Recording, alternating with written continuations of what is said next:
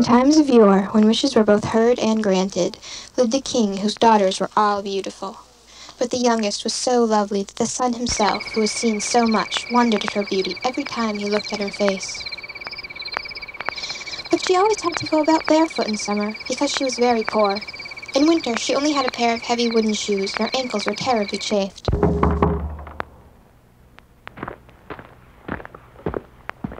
One day, when her mother was making cake, she said, "My child, you shall go and see your grandmother, for I hear she is not well, and you shall take her these cakes and a pot of butter."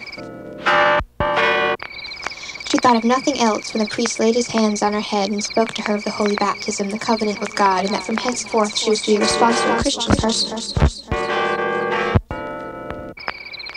Passing through a wood, she met a wolf who was most eager to eat her up, but dared not because of a woodcutter who was busy hard by. She looked around to see whence the voice came, and saw a frog stretching his thick, ugly head out of the water. Away she danced, and away she had to dance right away into the dark forest. Something shone up through the trees, and she thought it was a moon, for it was a face. She went into the bedroom, took all the bedclothes off, and laid a pea on the bedstead.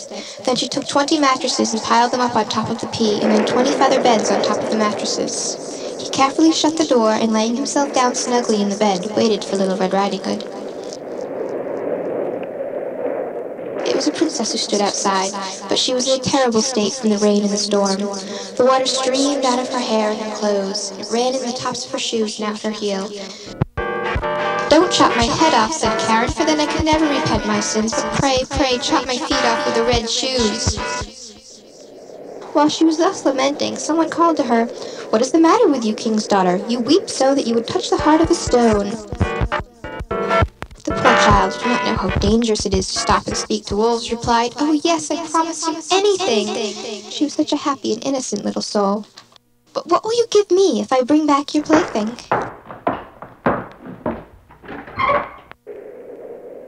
Now near the king's castle was a large, dark forest, and in the forest under the old linden tree was a deep well. This was where the princess was to sleep that night. She was obliged to take the frog with her to her little bed. It was no use to complain whether she liked it or not. Immediately he fell upon the Little Red Riding Hood and ate her up in a moment. In the morning they asked her how she had slept. Now this is a true story.